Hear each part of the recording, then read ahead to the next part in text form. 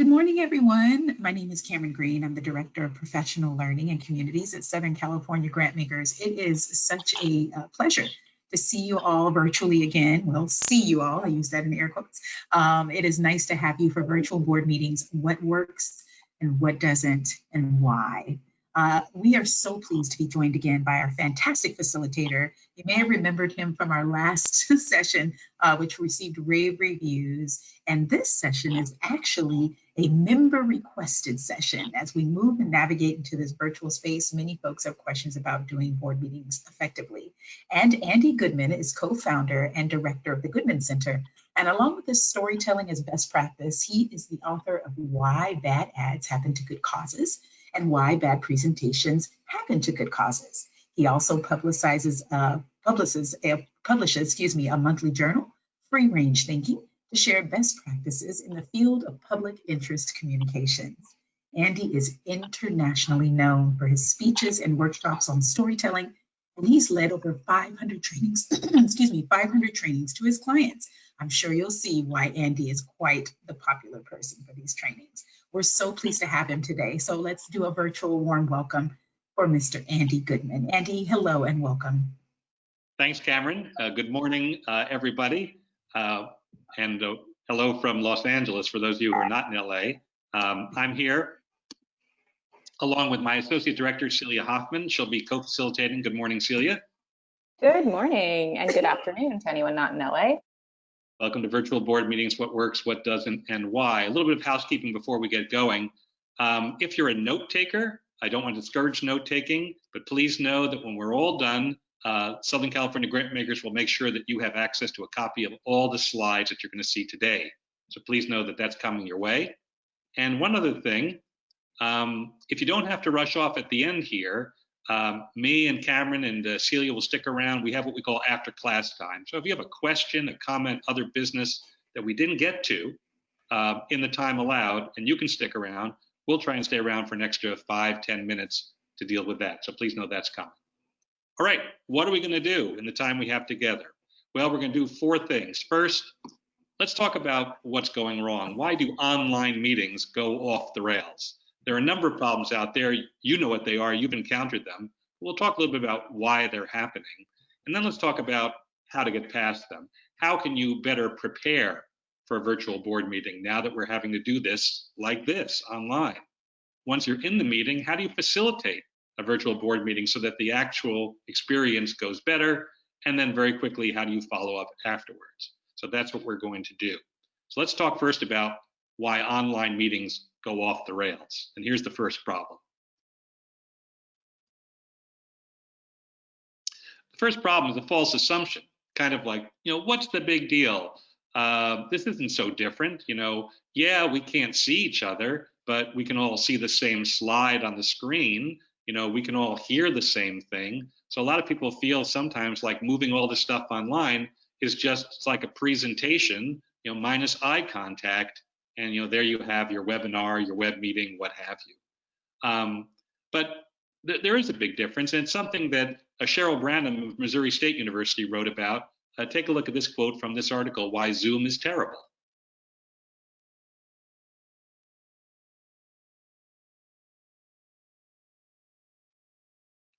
There is a difference, and you have to really be trained in how to deal with those differences when you move things online. It's not just this loss of eye contact. And here's a problem. A lot of people who are leading webinars, web meetings, things like that, have not been trained in how to do so.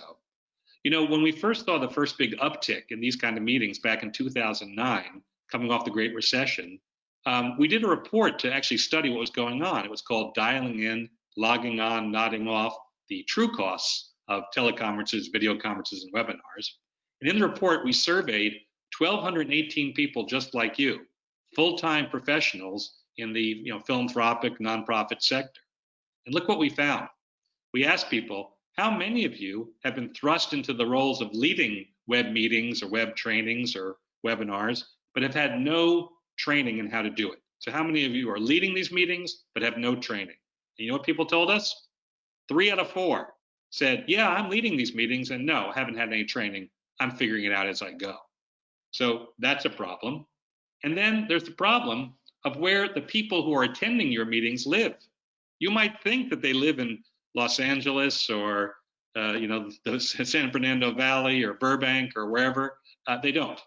They all live here. Distraction city, population you, right? And or that sister city a few miles down the road, Multitaskville. This is where people live, particularly now when everyone's stuck at home and doing a million things at once. So that's a problem. And we noticed this problem early on. When we did our research in that report I mentioned to you, even if it was 11 years ago, we asked people, what are some of the common problems you're seeing when people join by phone or video conference or webinar? And look at the common problems ranked by frequency for all three forms. Participation, engagement came as the number 1 or 2 problem in every case. And if you're in these meetings, I'm sure you're experiencing the same thing we are, which is like, how do we get people to engage? What do we do? Well, I think the way to start to solve these problems is to use what works. Again, this report that I mentioned, back in 2009, it identified some clear problems and trends people were having with online meetings. What also started to happen back in 2009 was here at the Goodman Center, we started to teach online and do webinars and web meetings. And we learned an awful lot. And over the last 11 years, we've logged literally hundreds of hours conducting webinars and web meetings and things like that. So we've learned a lot about what works and what doesn't. So what we're going to do today is we're going to identify some very specific guidelines to help you have more engaging and more effective web meetings. So we're going to do it in 3 parts. We're going to talk about preparing for the virtual board meeting, facilitating the meeting, and following up on the meeting. But let's start with preparing, okay?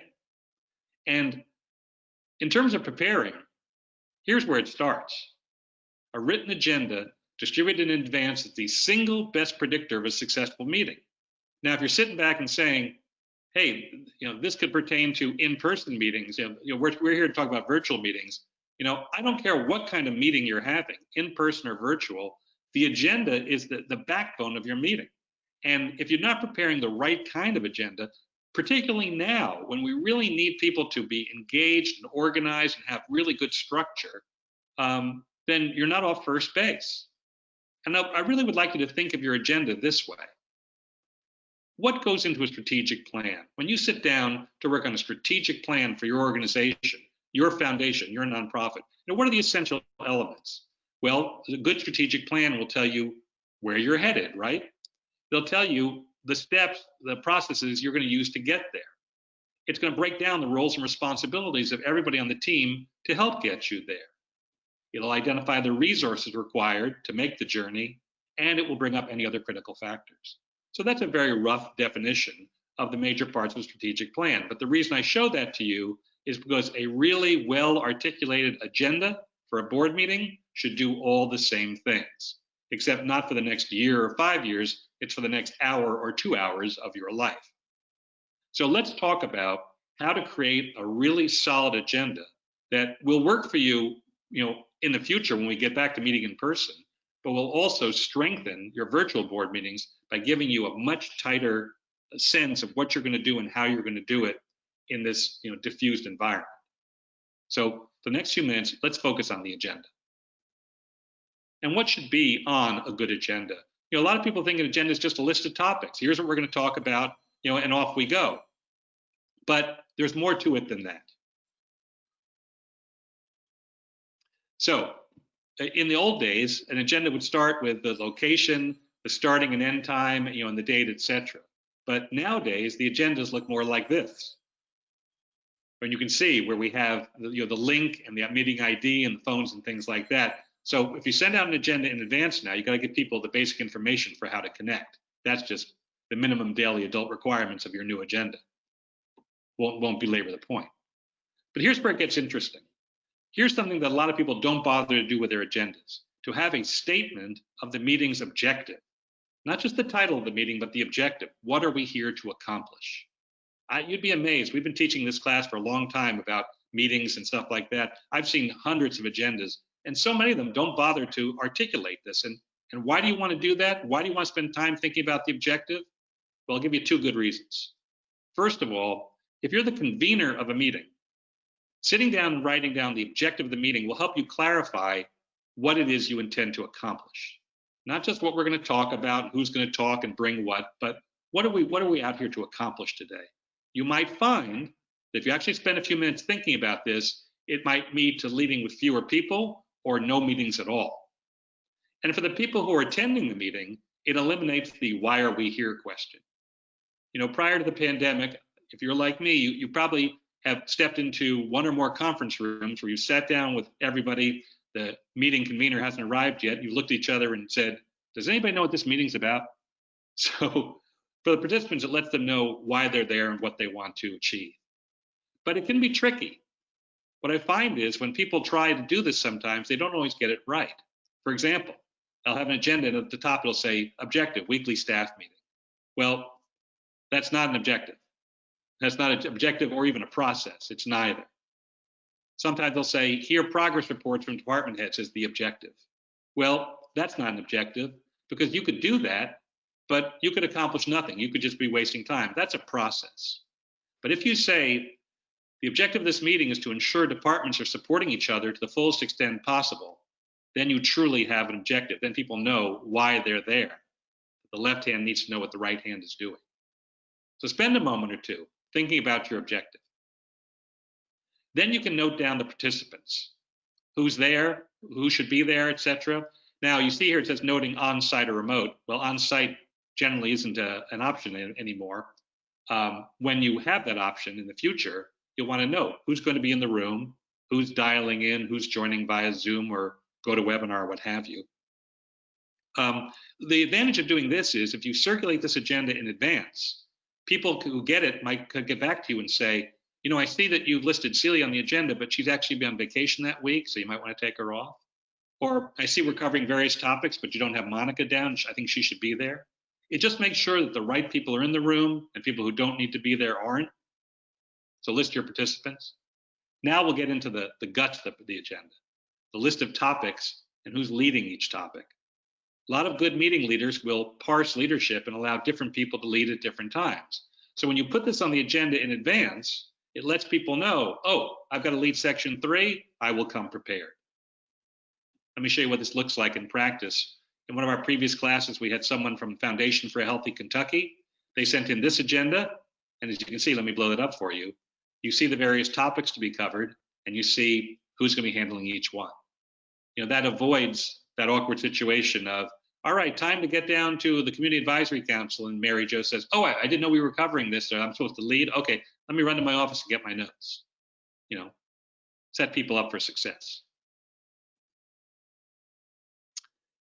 How topics will be handled. Now, this might be entirely new to you, but a lot of organizations are now putting this on their agendas as well. And you see the letters I, D, and A. That's because in most meetings, usually there are 1 or 2 or 3 processes that are underway. And if you can tell people in advance what's going to happen, you can help set their expectations and set yourself up for a better meeting. Here are the 3 processes that most meetings tend to have. I stands for information. What that means is basically a straight download. Here's some information I just need to give you. We don't need to have a lot of discussion, just want to make sure you have it. You know, it's like we've gotten a new copier. Here's how it works. I'm not looking for a lot of argument here. D is discussion, exactly what it sounds like. It's give and take. There's an issue and we need your input. So please know that when this comes up on the agenda, I'll be looking for you to check in. And then A is action. That's a decision, next steps, a vote. That's when you're going to be doing something specific that may require a follow-up, may require recording in the minutes. So I, D, and A. Here's an agenda from AAS, the American Association for the Advancement of Science. Let me blow it up for you. Look at what they've done here. As they get to each topic, they've used those letters. And as you can see, for the first one, I, D, and A signals that there will be information, but there will also be discussion and action. So all of that's going to be happening. Security updates, this is just information, et cetera, et cetera. One of the advantages of this type of coding is if you are going to convene a meeting and you put down the list of topics and then you end up putting I next to every one, what does that tell you? Well, it should tell you that if you're not asking for any discussion or action, why are you having a meeting? You can just convey the information through a memo or an email. Now, some people will fire back and say, Unless I have the people, around the table or connected on Zoom, they're not going to read the email or the memo. And that would be one justification. But by using this coding system, it can alert you to the fact that if you have a meeting that's just all information download, maybe you don't need a meeting. Different organizations use some different systems that are along similar lines, but use different terminology. For example, at Harvard, on their templates for agendas, look what they have. Under each section is purpose. And you see here discussion, decision, recap, clarify. That's how they define it there. National Association, Local Boards of Health, NALBO, look at what they do. Not only the agenda items and then the person responsible, how they're parsing leadership, but look at what they have there. Background information, discussion needed, vote required. This is all very good in terms of setting expectations for the people who participate. I'm sure you've been in meetings where people have said, are you just telling this? Did you want our opinion? Are we going to vote on this? Now they'll know. Next item on a good agenda tells people how to prepare and what to bring. A lot of agendas now, again, American Association of Advancement of Science, when this agenda is circulated in advance, not only does it tell people what to bring, but there are links in the agenda so people can click, download, make sure they have it with them. Again, this avoids the awkwardness of people coming to meetings saying, oh, I didn't know I needed to bring my binder or the policy this or whatever.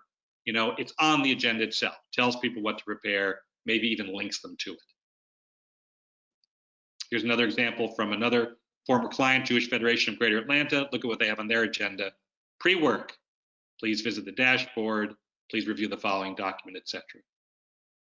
Now, I'm not guaranteeing that your board members will do this. I've had a board, I know what it's like, but at least you have taken a shot at making sure people do the pre-work, right? Optional, what will not be discussed. This is what we call the parking lot. You've probably heard of this. It's putting on the agenda stuff that is on people's minds, but tells them, I'm aware that this is on people's minds. I'm aware this is something we need to deal with. We will not be dealing with it in this meeting, so I'm putting this in the parking lot for now. You can do this in the creation of the agenda, again, to properly set expectations and avoid people coming to the meeting saying, are we talking about the holiday party this week? No, it's going to wait on that. Also, as you review the agenda at the top of the meeting, if people have additional items that really aren't appropriate that they want to throw out to you, you can acknowledge that you've heard them and say, that's okay, thank you for that. I'm going to put that in the parking lot for a future date. It's not saying you're not ignoring them. You're simply saying, I hear you, but the parking lot is where we put stuff that we're going to get to on another time. I will add parenthetically that having worked with some environmental groups, they have actually objected to the term parking lot and have asked for it to be called bicycle rack because that's less polluting. It's like, okay, shoot me in the head. Here's what it looks like. Land Trust Accreditation Commission, we did a workshop with them. Let me blow up their agenda for you. At the bottom, you see that they have other information. They don't call it a parking lot, it's just other information, no discussion. So just stuff that you want to make sure that people know, we're aware of it, it's covered, we're just not going to be talking about it. And lastly, follow-up. What you're going to do after the meeting. This is something that you might anticipate and have on the agenda that goes out and says these are things that will have to happen afterwards. Or in the course of the meeting, you'll add these and then send these out afterwards with a finalized, sort of post agenda. Show you another example of what this looks like. Again, using the Harvard template. Look at what they have. I like this little acronym here. WWDWBW. Who will do what by when? That they say we'll send out this email so everyone has commitments in writing. Last step, best case scenario, circulate this agenda no less than a day or two ahead of the meeting so that the attendees can look it over and get back to you and give you feedback and maybe ensure buy-in that they know who's coming, the right people are there, they know the topics are being covered, they're going to know what they're going to have to do if you're parsing leadership, they know how to anticipate when they'll be chiming in, when action steps will be taken, what they need to do to prepare, and what's not going to be covered. So all of that is just the agenda to get you ready. Now, still in this topic of preparing for the meeting, you want to ensure accessibility. Now that we're relying on this platform, in this case, GoToWebinar, you want to check in via email at least a week prior to the meeting to make sure that people who are participating have everything they need in terms of accessibility. So for example, at the Goodman Center, we send out an email in advance that looks like this, where we ask people if there are any issues with vision impairment, hearing, language, how you take in information. Do you require something like live captions? Do you need digital or text versions of materials? Do we need to translate anything language-wise? Find out from your participants what they need. If you have a regular group of people and you know it, then maybe you don't need this every time. But if you're ever cycling in new people, it never hurts to find out what will make the material and this platform more accessible for them. And find out what your platform can do, whether you use Microsoft Teams or GoToWebinar like we're using today, or Zoom or others. Different platforms have different tools for accessibility. Now, at the Goodman Center, we use Zoom a lot. So for example, one thing that we can offer people is automatic transcripts. So that when we send out a recording of the meeting afterwards, there's a written transcript that goes with it. If you have Zoom and you have what we call the enterprise level for Zoom, you can go to your settings. Towards the bottom there, you see where it says advanced cloud recording settings. If you blow that up and you click the second box on the bottom, audio transcript, then when you send out a recording of your meeting, which Zoom can do for you, it'll look like this, but on the right there, you see is an actual transcript of what's being said by you and others in the course of the meeting. It's a nice way to make the information more accessible. You can also do, again with Zoom, closed captioning, live closed captioning of what's being said if people need that. Pretty easy to set up. You just click that in your settings, and then once you get into the meeting, you'll see on the bottom of your screen, there'll be a closed caption option. And if you click on that, see it there? Click on that, and a box will come up. Now, basically, what it's asking you to do is either you or someone else will be typing a live transcription. It doesn't happen automatically. Someone's got to do it. But a separate dialog box will open, and then people will see what's being said if they have any hearing issues. So all of this is to prepare for a good, successful, engaging virtual board meeting. Prepare the agenda like a mini strategic plan, find out what your members need in advance, learn what your platform can do. And what we want to do is I want to stop there before we get into the next section and ask Celia. Celia, is there anything, does anybody have any questions or comments in the Q&A box about just this opening section about preparing? Celia? There are no questions in the Q&A box, so if something does come up, feel free to just write it in as soon as you think of it, and we will address it when Andy pauses for Q&A. One question that we do get regularly is there anything in particular about designing a virtual board meetings agenda versus an in-person agenda, would you say? Like, for instance, is it even more important to have fewer people there, or anything like that that we should be particularly aware of for a virtual meeting? Well, sort of the general answer would be sort of no, in the sense that meetings are meetings wherever you go, and what makes a good meeting, whether it's virtual or in person, the literature will tell you that the agenda is the backbone of the meeting. It is your strategic plan. So a well-prepared agenda will help you.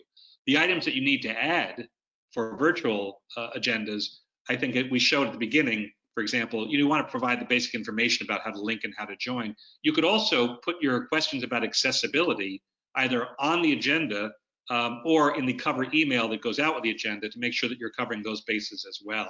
In terms of size of the meetings, well, certainly, larger meetings tend to be more unwieldy, but most boards that I'm familiar with, the numbers don't get so high that it becomes a problem. So I think, largely, the agenda doesn't change that much. There are just some nuances.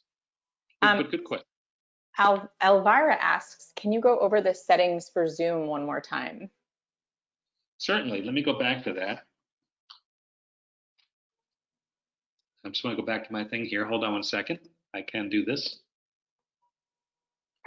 So if you go into Zoom, when you go into settings, for example, automatic transcripts, if you have what we call, again, the enterprise level, if that's your relationship with Zoom, then you'll see under settings, when you go to Zoom, you'll see these various options there, and you see towards the bottom there, it says advanced cloud recording settings. That's those settings right there. So you see these various options. If you click on audio transcript, then whenever you make a recording, the recording will look like this. You see, it looks like that, but there'll be a transcript of whatever is spoken during the recording. And also within Zooms, again, this is, you see, in terms of meetings, in meeting advanced, closed captioning is an option. You just turn that on. And then when you get into your meeting, you'll see along the bottom, you see the menu there, the various items.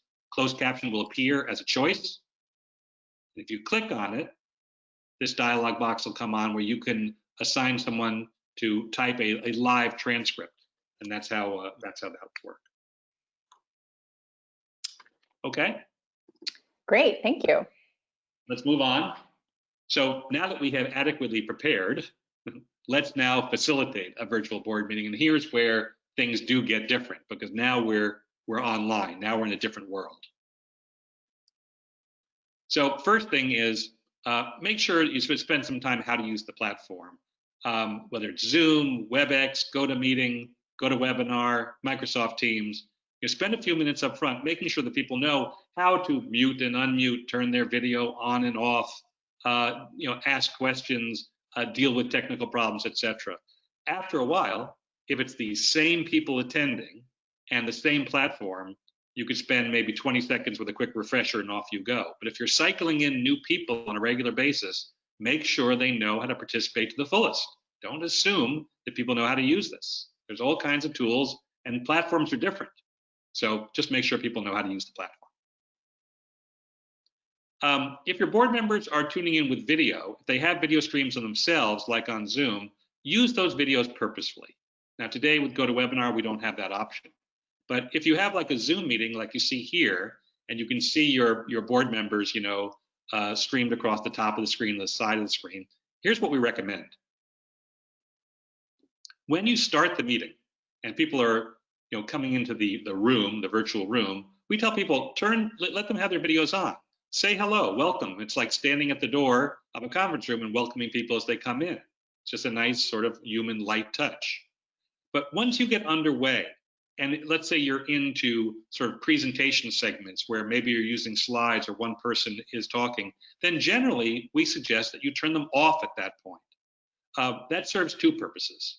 One is for the presenter, it's often distracting to see all these different people looking back at you, or moving around, or a cat walking across a keyboard. If you look at the literature on this, in meetings, it's not natural to have 5, 10, 15, 20 people staring at you nonstop throughout. It's just not how human beings are. In your meetings, in room, that people will look at you, but they'll look down at their notes. They'll sort of look at other people. There's kind of a natural back and forth. But with Zoom, all of a sudden, it's like this nonstop staring, which can be weird. So as people say, you can turn them off while I'm presenting.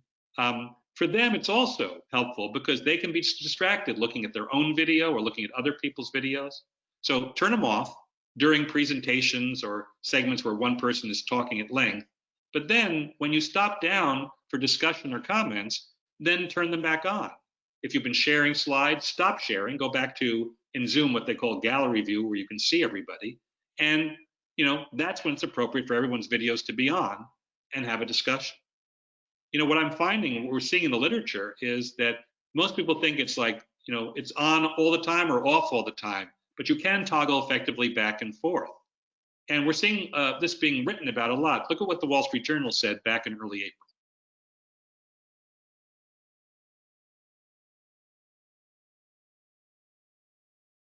And this sentiment was echoed by Fast Company about 2 weeks later.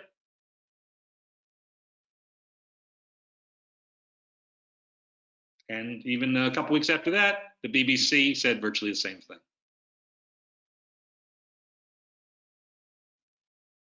So you might think, well, this requires a little bit more work, but more work is actually a good thing. The more people are active and doing things, turning things on and off, muting, unmuting, at least they're engaged. They don't sit back and zone out.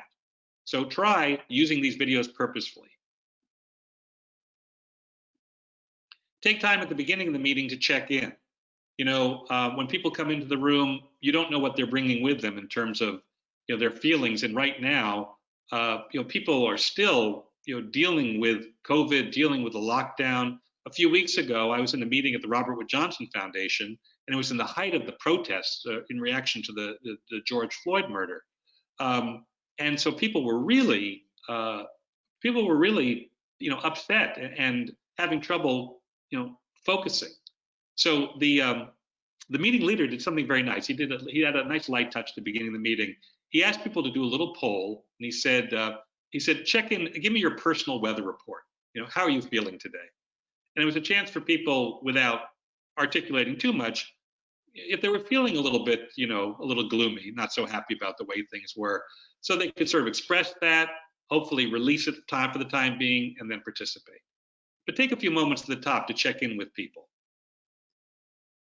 Another way of doing it is to maybe do a go-round. Who's here today? What do you hope to learn in today's session? What do we hope to accomplish today as a team? To have a little bit of a round robin with people, get people in the habit of talking. But those opening couple of minutes, the same thing you would do in person, where people are getting donuts and coffee and, hi, how are you? How are the kids? You can do that online as well. You certainly want to display an agenda at the top of the meeting. This is the topic section of your agenda, not the actual document you sent out. Let people know, here's exactly what we're going to cover today. And I'm actually partial to agendas that track progress. Here's an agenda from an organization called Get to College, where if you join this meeting in midstream and this slide came up on the screen, you would know just by looking that the first 3 items have been covered, that they're on item 4 and 5, and the 4 last items are still to be covered. And even if you look to the left, you see where those 3 bars are? That middle bar tells you, the fact that it's green, that this is a 3-part presentation, and they're in the middle, or a 3-part meeting, and they're in the second part of 3 parts. So the agenda constantly reminding people where you've been, where you are, and where you're going. Another technique we use is to keep people active right from the start. When we do our webinars here at the Goodman Center, if you show up on time, we want to honor the fact that you showed up on time by giving you something to do, because if there are other people who haven't shown up, we don't want to start without them. But we don't want you to just waste your time. So we'll give you what we call points to ponder while we wait for everyone to log on. This from our webinar called Meetings for People Who Hate Meetings. We'll give you some factoids to read, or some quotes, or we'll have a little bit of a discussion. If you don't do this, then for the people who showed up on time, if you say, hey, thanks for showing up on time, we're still missing a few people, hang in there, folks, then the first message you've really given them is, let the multitasking begin, right? Because now they'll go check their email and do other things, and they'll get in the habit of doing several things at the same time when you want them focused on your meeting. So make the time productive right from the start, give them some bonus material. Once you get going, always look for ways to ask questions. Not just in discussion sections, even if you're presenting information, see if you can turn it around and ask people how they can chime in. I'll give you 2 examples from our webinars. We did a webinar once on how to design web pages to make sure that people, that you design them put stuff where people are looking. And according to studies by, in this case, Jacob Nielsen, one of the gurus of web usability, people tend to look at a web page for the first time in an F-shaped pattern, as you see here. They actually did heat mapping studies where they track people's eyes. Well, if you're a designer of web pages, this is useful information. But it's just presented here as information. Look at it, take it in, off you go. But if instead we had some fun with it, made it kind of a pop quiz and said to people, here are 3 different ways of designing web pages. According to eye tracking studies, which one are your eyes most likely to follow? Which pattern are your eyes most likely to follow? What do you think? And have someone chime in and yes, using critical thinking. There's another webinar we invented that was about the difference between managing and leading. On the left, there are 5 bullet points that are about managing. On the right, 5 bullet points about leading. Well, again, this is just a presentation of information. Take it in, learn from it, and off we go. But what if instead we had taken all 10 bullets and listed them like this? And now we can call on people and say, keeping things running smoothly, is that managing or leading? What do you think? Masters their context, managing or leading. It's a chance for the participants to chime in. Now, I realize these examples are for webinars and not from like board meetings, But I'm sure that there are examples in board meetings where you're presenting information where there might be an opportunity to turn it around and ask people to participate. What do they think about this? What's your opinion? How do you think these numbers turned out? Where would you expect this to have gone? So look for ways to ask questions. Use polling if the technology allows. Sometimes you want to ask them and get a sense of what the room is thinking, so you can use a poll, or you can gather information that way. Zoom, again, our preferred technology, makes it very easy. For example, we could have started today with a poll that says, how often do you participate in webinars or web meetings? Have people check in, see where they compare to other people. You can use breakout rooms. I'm not as familiar with GoToWebinar, how that works. Again, I'll go to Zoom, which we know how to use. If you have a board meeting with a large group of people, 20, 25 or more, and you need to break out into smaller groups, breakout rooms are very easy to use. You'll just have a menu item. You'll see there, it'll appear on the bottom, and then you'll just follow a very simple, intuitive set of steps where you can break out your group into groups of 4 or 5, etc. Send them off into smaller rooms where they can have a discussion, then come back to the larger room. It's really very easy to use. You can learn it on your own. I don't want to cover all the steps here, but if you want to use this and you're not sure how, you can go to Zoom itself, go to the Zoom website, and they have a wonderful, short, clear tutorial that will teach you how to use breakout rooms for your meetings if you want to stop and break the group up into smaller groups. Also, you can go to YouTube, and if you search Zoom breakouts, all kinds of tutorials there as well. Something else we like to do in our webinars, web meetings, is to stop and take questions frequently. A lot of times people will say, one of the great challenges of these virtual board meetings is, how do I read the room? How do I know if people are engaged? Well, the only way to know is to stop and ask, is to periodically say, is everyone still with me? Any questions about this? Is this material right here clear? Use a visual signal to let people know that you're stopping for questions, because you never know how much of their attention they have. At the University of Florida, Center for Public Interest Communications, when they stop and take questions, they put up a slide looks like this that actually says, not only are we taking questions, but here's how you do it. Here's the protocol to do it on our platform.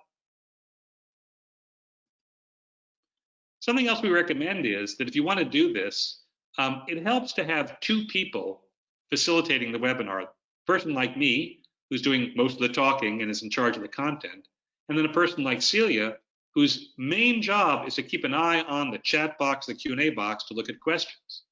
This serves a few purposes. For me, the presenter, for you, the meeting leader, it allows you to focus on the content and put everything into that, making sure you're getting it across as well as possible, without having to keep an eye on the chat box or the Q&A box, where questions may be streaming by and you're like, oh, I'm trying to keep an eye on this, but I got to keep one eye on that. So by assigning a separate person, in this case today Celia, to monitor questions in the Q&A box, she can answer the questions if she knows the answer herself. She can chunk similar questions together so that maybe 4 or 5 people can be answered all at once. Or she can call on people and say, Ethel has asked a very important question. Ethel, would you unmute and let's hear? And she can make sure that people's questions are heard, or she can just relay them to me herself. But stop and take questions frequently, and make sure that you're capturing all the questions by dividing the responsibilities. Often when we get to Q&A time, sometimes people are reluctant to speak up. Have you ever had that happen? Any questions? Dead silence, right? So sometimes it helps to ask a few questions, to say, normally at this point, I'll hear this kind of question, or some of you may be wondering this. So by throwing out a few questions, you might inspire people to say, yeah, I was wondering that. How about that? Sorry, you can also plant a few questions by going to people and saying, when we get to this section, I really want this to come up. So would you ask this question? When people hear other people asking questions, then they'll sort of maybe feel empowered. Oh, well, if she can do it, I can do it too. Another thing you need to do in facilitating is to compensate for what we call the radio factor. Now, this is really unique to this whole virtual world that we're in here. They say when you go on television that there's an addition problem, right? Television adds 10 pounds. Have you ever heard that? People have to be like real skinny to go on TV. Well, with radio, there's a subtraction problem. when you go on the radio and your voice goes through a microphone, or in this case today, a computer microphone, or even worse, a telephone, you lose 10 to 20% of the clarity of what you're saying. That's because there are two things happening here. One is something that we call compression. When your voice goes into a microphone, you can lose the high end and the low end, and you tend to get more of the middle range of your voice, which can start to sound monotonal and not that interesting to listen to. So there's that problem. And then there's also the lack of visual cues. You know, today, maybe I think you're seeing my face in a little box there. You might not pick up the eyebrow raise or the smirk or the other facial cues that tell you what I really mean. Or you might be in a platform that has no video at all, so people are just hearing your voice. So if your voice is going to be the dominant voice for any length of time, you have to put a little bit more into your delivery to make sure that people are really understanding what you're saying. Otherwise, listening to your voice is kind of like reading a text, you know, where have you ever read a text and you thought, is that sarcastic, or I can't tell? Let me demonstrate. Take a moment, everyone, and read this to yourselves. And then I'm going to ask Celia to help me do a little demonstration. So I'll give you a moment. I'll be quiet. Take a moment to read this all to yourselves.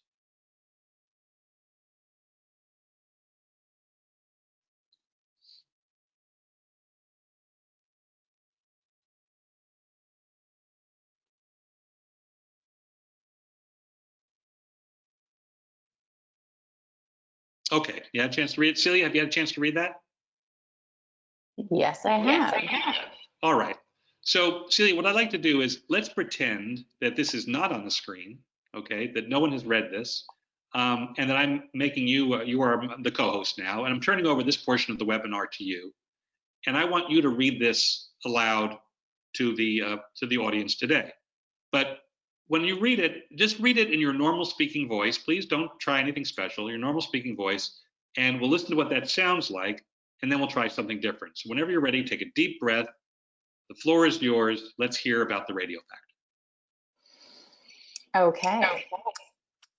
In radio, they teach announcers to really emphasize or punch keywords because the audience doesn't have visual cues to help them understand, and because the higher and lower ends of the audio may be lost in the transmission. The telephone can be even worse. So what may feel like overemphasizing to you will actually sound normal to the listeners. Okay, so that's your normal speaking voice, which is fine. But we're not in a normal situation. I can't, right now, actually, I can't see you. And there's this compression thing happening as well. So here's what I want you to do. I want you to read it again, but this time I want you to do what the text is telling you to do. I want you to punch the key words. I want you to overemphasize what will feel like overemphasizing to you, because I think to us listening, it's going to sound not just normal, but better. So when you're ready, take a deep breath and read it again. And everyone who's listening, here's what I want you to do. In the Q&A box, you just heard Celia read it once in her normal speaking voice. We'll call that take one. But she's going to do it again, and we'll call that take two. And I want you to enter in the Q&A box which Celia you would rather listen to when she's finished with take two, take one or take two. Okay, so you know what you're doing, audience? All right, good. Celia, take a deep breath whenever you're ready. In radio, they teach announcers to really emphasize or punch key words because the audience doesn't have visual cues to help them understand, and because the higher and lower ends of the audio may be lost in the transmission. The telephone can be even worse. So what may feel like overemphasizing to you will actually sound normal to the listeners. Very good. All right, now, while people are voting, Celia, I want to ask you, sitting where you're sitting, did that feel a little weird to you? Yes, very weird. Yes, very weird. It's not normal. It's not normally the way people talk. If I was in the room with you, I'd be like, Celia, what's the matter with you? That's exactly what my husband just gave me the look of. It's like, what happened? But I can't see the Q&A box, so I'll have to rely on you. Are we getting votes for take one or take two? Let's see. Enter in your votes, folks. What did you think? Take one or take two? Ah, yes, take two. There they are. Oh, good, good. Thank you. That makes me feel a little better. I'm not surprised because this really is a learned skill. When people, I worked in radio for a number of years, by the way, and I was actually not an on-air talent. I was a producer and a program director. But I saw how people spoke on the radio, and when you watch them through the booth, it does look a little weird, I do have to say. But they're trained to really overemphasize because what comes out the other end will sound more like normal speech. So the same thing is happening with webinars and with the web meetings. You need to actually overemphasize in your delivery if you're going to have people really get the meaning of what you're saying from all the inflections in your voice, etc., that otherwise would be compressed or lost. Now, one way you can accomplish this, sorry, Lou, I skipped there. One way you can accomplish this is by leading meetings standing up. Your voice is a reflection of your posture.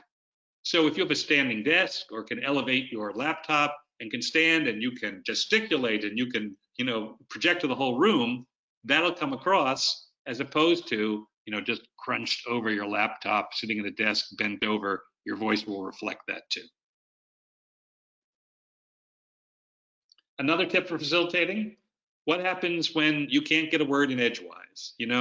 I'm sure we've all run into that board member or person who likes to go on at length, and you can't. You want to sort of jump in, right? Couple of techniques that I can recommend here. When that happens to us in our web meetings and webinars, what I like to do is I like to show that I'm listening, that I'm looking for the key point, and if they can take a breath, I'll jump in and say something like, I think I can see where you're heading with this. Let me guess it. Let me see if this is the main point here, and I'll try and get there, quicker, so we don't have to listen for another few minutes as they ramble on. Or if they've already given us the main point, but they're still talking, I'll say, let me see if I've got the main point here. It's acknowledging that you're listening and that there is a point of value to be shared. And normally, most people will give way. Now, sometimes people might say, well, you're forced to interrupt, but that'll be rude, or that there might be a power dynamic where you're using your position to sort of suppress someone else. To avoid that, we do have a slide in our deck that looks like this. And certainly you could design something similar that I'll put up on the screen. And usually if someone's rambling, they'll go, oh, I'm sorry, did you want to say something? And that's when I'll jump in and try and move it along. In the worst case scenario, I can give Celia, my co-facilitator, the high sign. And when I jump in, she might mute that person's line so that they can't come back on and say, no, wait, that wasn't what I meant at all. So be prepared for that possibility. Another aspect of facilitating is maximizing your visuals. In most board meetings, there are two kinds of visuals. There are the slides, which you might be showing as part of your presentation, or there are the videos, or videos that you bring in. Let's talk about making the most of that. Now, well, actually, I'll go back for a second. If this is what your slides look like, look, let's face it, this is not interesting to look at, right? You could send these slides in advance. People could print them out. They could have them handy. They could have them open another window. But if you're asking people to look at a computer screen, why do you want to use up all this valuable real estate with just, a bunch of bullet points? It's just not interesting to look at. So here's what I recommend. Let's say you have a slide that looks like this. This is actually from one of the presentations, a presenter we worked with a while ago. I asked him in advance, I said, when you get to this part of the presentation, are you going to cover all this stuff? And there's a lot of data on this slide. And he said, well, actually, it's just this portion right here. That's what I'm going to focus on. So I said, well, that's fine. Then let's do this. Let's design a slide that calls out that portion, that says, here's the focal point.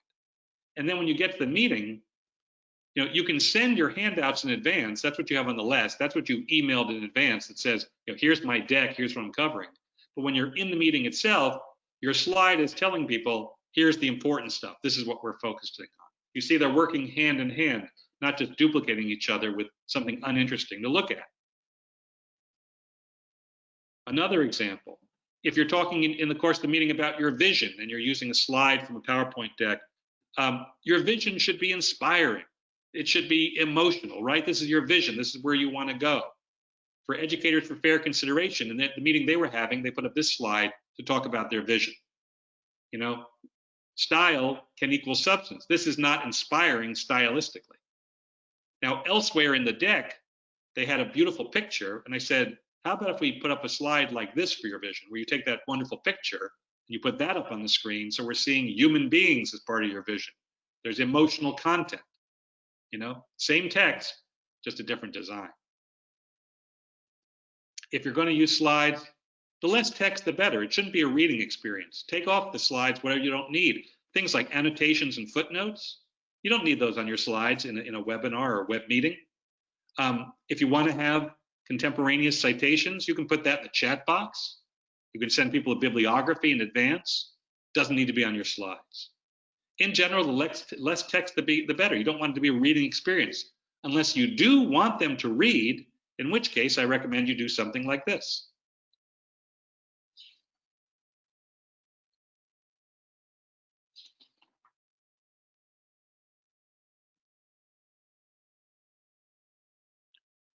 Let me tell you, this goes for in-room, you know, in-person meetings or virtual meetings. It's an immutable law of presenting. If you put text up on the screen, people will want to read it. So be quiet and let them read it. If you read it to them, you're insulting their intelligence because they can read it for themselves. If you say something else while they're reading, you're annoying them because they just want to read it.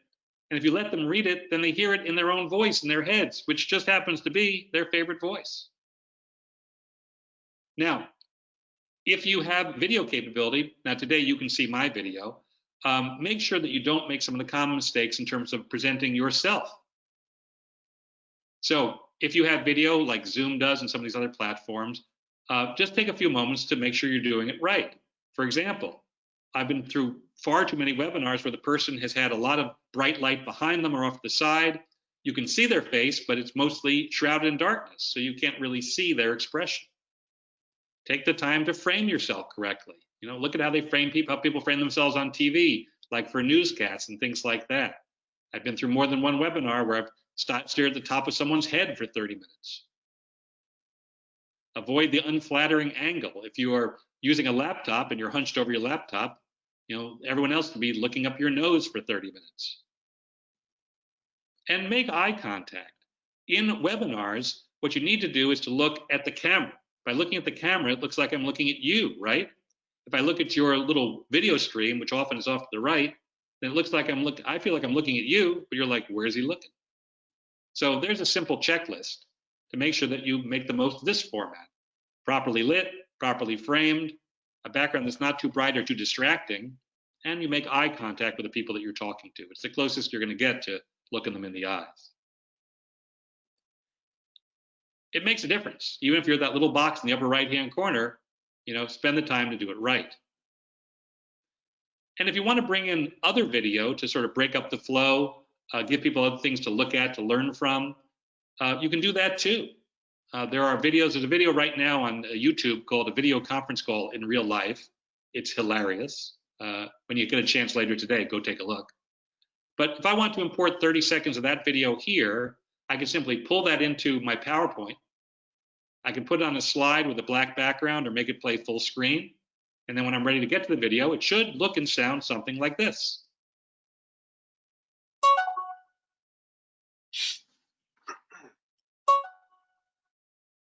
Hey, Paul. Thanks for being here on time. Paul? Hey, Paul, can you hear me? I can't hear you. I can hear you. Can you hear me? Hey, Tyler. Sorry, I'm late. I had a hard time connecting. 1 second. Paul's having a sound issue. I can't hear you. Try adjusting your output settings. Can you hear me? It's the gear icon. Tyler, are you on hotel Wi-Fi? Yeah, well, Yeah, it only gets worse from there. So video is a nice tool as well. It's a good way to bring things in, to break up the monotony of your own voice, and give people other things to look at.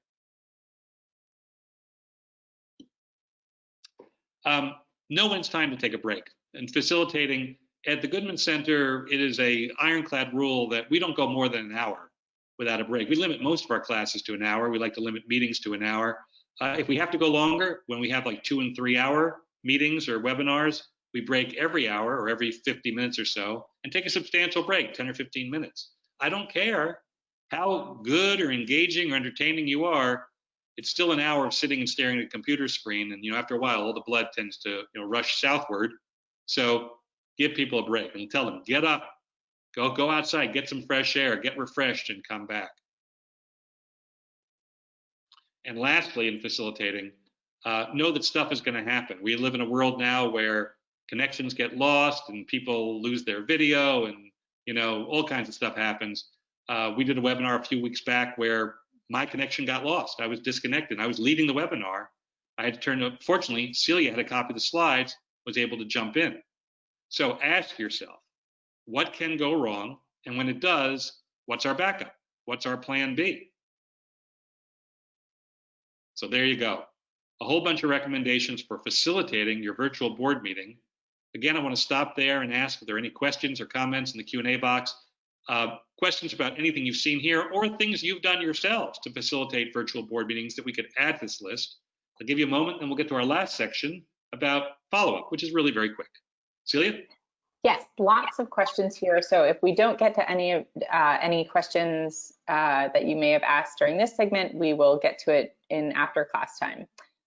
So the first question that came in is actually, it's from Rochelle, and Rochelle is wondering, how did you do the poll? So maybe can you show us quickly again how you would set up a poll in Zoom, not in GoToWebinar necessarily? I'm not sure. Hold on one second. I want to pull up that slide. I have all my slides here. Okay.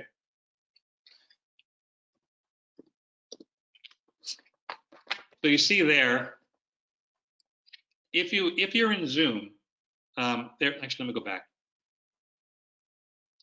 Okay, look at your screen now and look at the bottom where the menu is. Okay, can you see there? And you see towards the middle, it says, the green one says share screen. Right to the left, it says polling. If you click on that link, it'll ask you, do you want to create a new poll? And you say yes. And it'll ask you, what do you want to title the poll? In this case, the poll is titled webinar participation. It'll ask you to type in a question.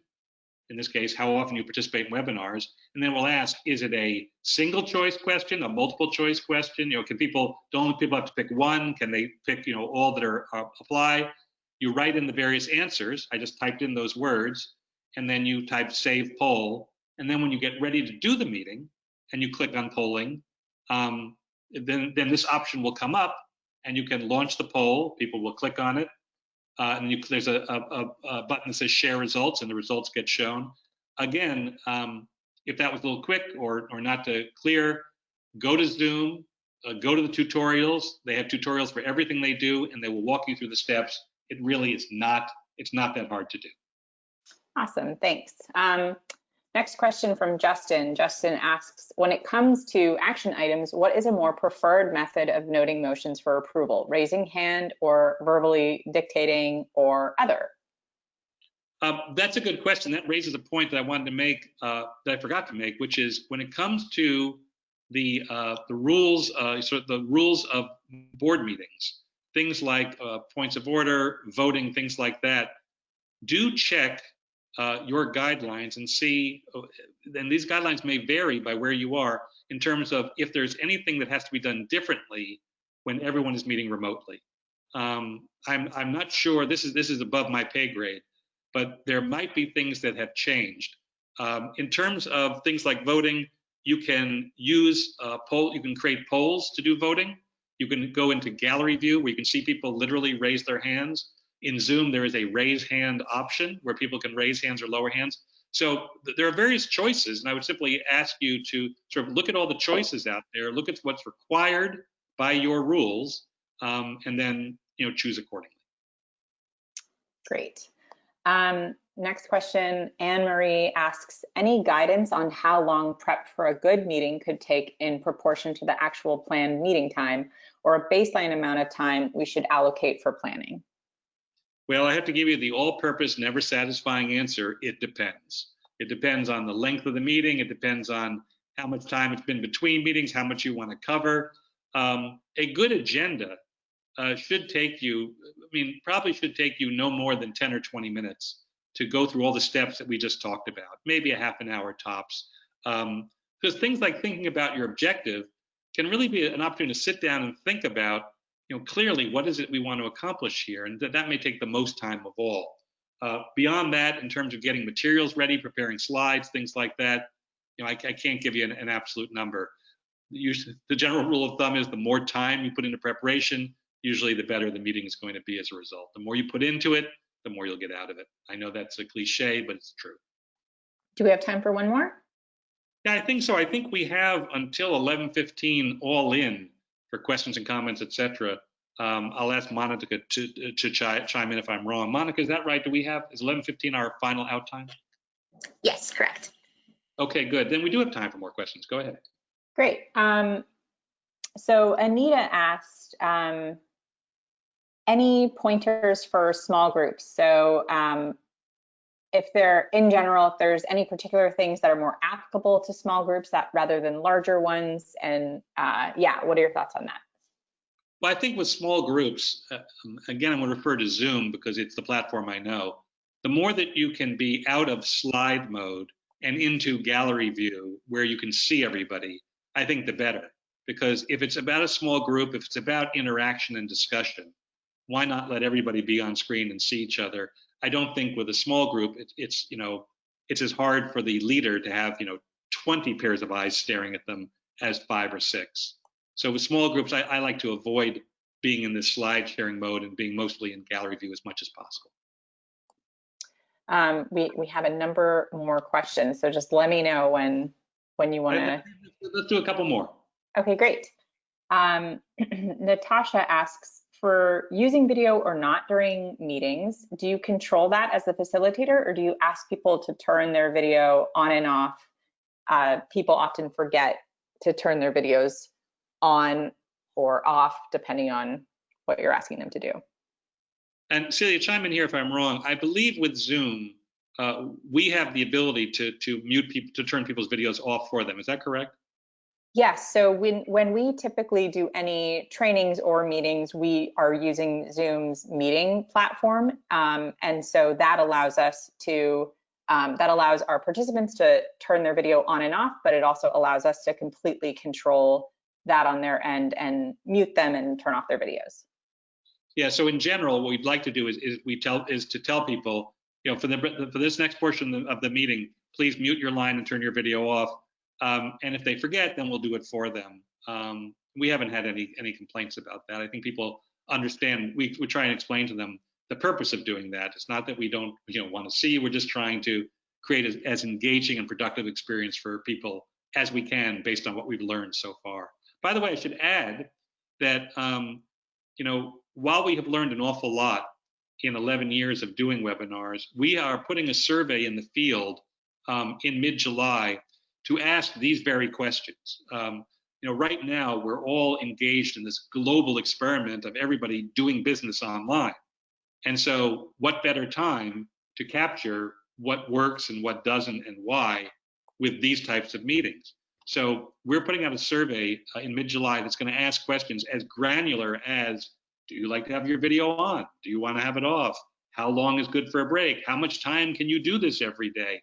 And also more meta questions like, what makes it an engaging experience for you? What makes it terrible?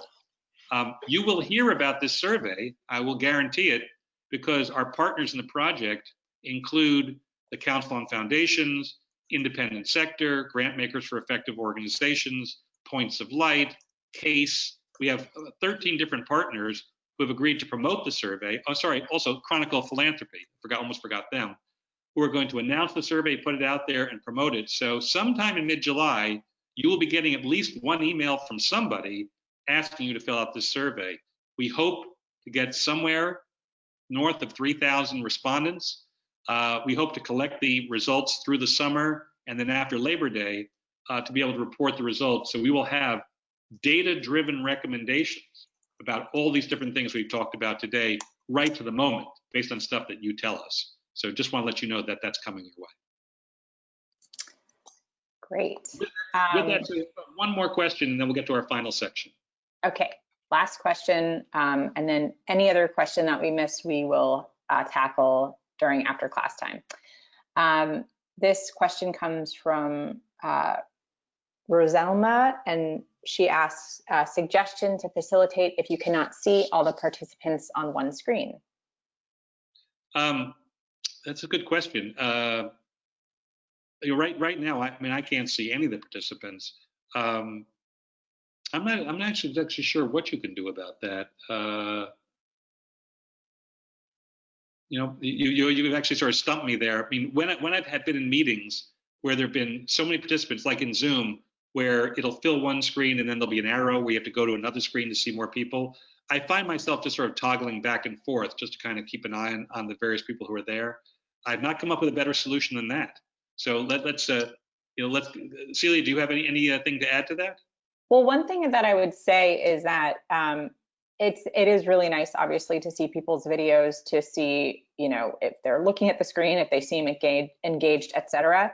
But I think one thing that Andy does is he often calls on people throughout the presentation or throughout the meeting, and some people are not, they don't have their video showing, and so if you're just looking at the videos, you might be missing people anyway. So I would say deferring to the participant list is maybe a better way to go than kind of just calling on people depending on who you're seeing the screens of. Yeah. Let's get to the last section and the wrap up, and then, as Celia said, if there are still questions we didn't get to, stick around for after class time. Following up is really not very complicated. This is the easiest section of all. Really, just two recommendations here. One is to borrow the idea from Harvard. Build into your agenda that who will do what by when portion. You use whatever language you like, but be very clear on the next steps. What has been decided at this meeting? What are the next steps? What are the responsibilities?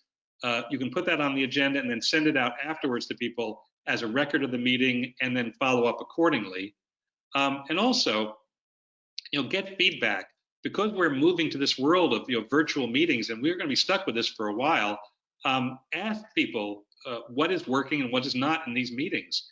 We've been doing our webinars for over 10 years, but after every webinar, we'll send out an email saying, give us some feedback. What worked today? What didn't? Sometimes we'll be even more sophisticated and we'll put something on SurveyMonkey where we'll ask for more detailed questions. But no one's going to tell you more about what's working in your meetings than the people who are participating in them. So besides covering the specifics of who will do what by when, take a moment and ask people, are these meetings working for you? What could we do better? How can we redesign this experience to make it as productive and engaging as possible for you? With that, I want to get to a few thank yous and a closing thought. Thank you, first of all, to our focus group.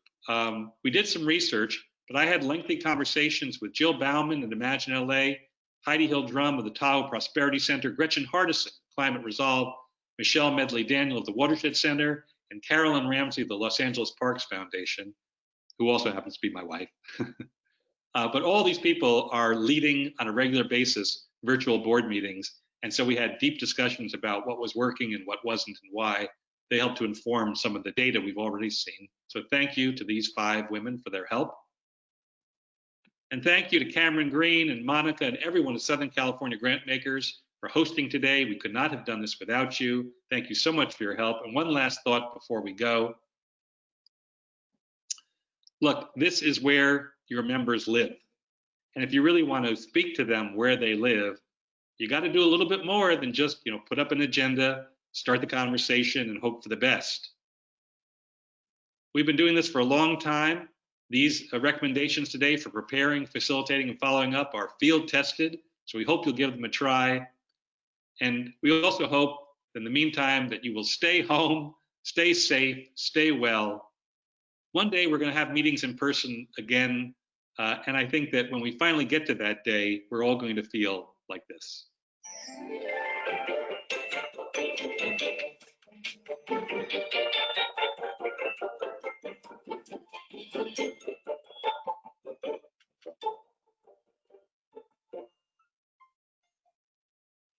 Thank you again for your time and attention. That concludes today's webinar. You will get a copy of today's slides from Southern California Grantmakers later today. If you do have still time to stay with us, stick around for after class time for any questions, comments, and other business. Otherwise, have a great rest of the day and a great week. Thanks, everybody. And Celia, anything else, any additional questions or comments in the chat box before we wrap up? Well, Monica, did you want to say a few words before we take questions? Yeah, of course. I just want to say thank you so much to Andy Goodman and Celia Hoffman for just like a fantastic presentation, and for all of you joining us here today. As Andy mentioned, people will be receiving a survey following the program. We greatly appreciate your feedback as it helps to inform future programming. For upcoming program and updates, please feel free to visit the SEG website, and I'll pass it over back to Andy and Celia for after class time. Thank you. Thank you, Monica. Celia, any additional questions that we need to get to? Yes.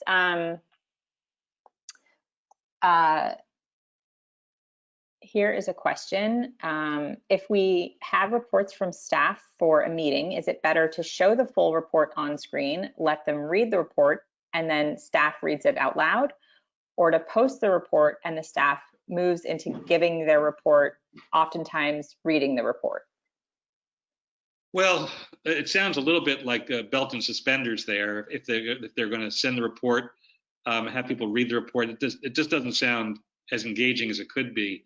I can tell you one thing that a former client did. The Environmental Defense Fund had regular board meetings where they would send reports in advance, and then the program staff would come and deliver the reports in person. And one of the board members who had a lot of clout finally stood up and said, this is silly. Send the reports in advance. It's our responsibility as board members to read them. And then your job here is to amplify on the important things in the report and to answer any questions we have. And so that's what they started to do. Now, you might be thinking, well, in a perfect world, yeah, the board members will read the reports in advance, but that doesn't always happen. That's an issue which I can't really address, but I urge you to send the reports in advance. Use the time you have there to amplify. If you have to go over them, then I think I would have the person do a live presentation, not ask people to read off a screen. Reading is just deadly, and people don't like to read off a screen. So if you have to have the report presented live, then in that case I would say have the person present it, and people can listen. But the more you can get them into doing the work in advance, the more you can use the time of the meeting for what the meeting should be about, which is to answer questions, to go deeper, and to move on. Great. Next question. How important is the lighting in a meeting? Well, in terms of a virtual meeting, it's important. People need to take the time to make sure that they're properly lit so you can see them. If you're going to have faces on the screen and those faces are shrouded in darkness, then kind of like, what's the point? Everybody looks like Emperor Palpatine from Star Wars, right? You can't see their face. So yeah, spend a little time on lighting. And recently I bought something to help me because my room is kind of dark. I'm in a different location today. I bought something called a Lume Cube. It's Lume, Lume Cube. It's a little remote light that you can stick on the back of a laptop or on top of your computer. It properly lights you. I think it cost me like $69. It's powered by a USB port, so you can just plug it into your computer, and it gives you good lighting. If we're going to do this on a regular basis, if you're going to be on screen and heard, you might want to invest in some lighting, maybe a better microphone than your computer has, and make the most of it. Let's be professional. Okay. One really nice suggestion. This comes from Carrie. Carrie says, when doing check-ins at the beginning of a meeting, do it with tagging instead of waiting for people to volunteer their check-in, which can be awkward, or asking the facilitator to call on people. Ask the first person to share and then ask them to tag the next person. So basically makes the process a little smoother. I like that. Is that my friend Carrie Avery from the Durfee Foundation? It is. Well, thank you, Carrie. I love that suggestion. We'll include that in our list for next time. Thank you. Alex asks, how can I view more of Andy Goodman's trainings? Thank you, Alex. You can go to thegoodman.com, thegoodmancenter.com. We have all kinds of trainings in storytelling, presenting, how to have effective webinars, meetings in person, strategic communications. We do them on a regular basis all through July and August. So check out our trainings online, and thank you for asking. Great, and that's going to do it. Okay, well, thank you again, everybody. Monica has promised to send you the slides. You'll get a copy of them. We hope you enjoy them. Thank you so much for your time today. That concludes today's webinar. Thanks, everybody. Bye-bye.